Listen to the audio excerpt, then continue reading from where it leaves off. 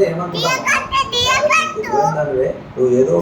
Create చేసినావు దాన్ని మళ్ళీ కవర్ చేసుకుంటావు అనే ఫీలింగే నాకు వచ్చింది. సో విష్ణుప్రియ మా మామ ఏం చెప్తున్నాడంటే నువ్వు హౌస్లో గిల్లు జాలు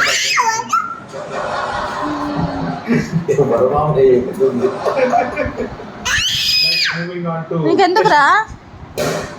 ఫుల్ గేమ్ అంటే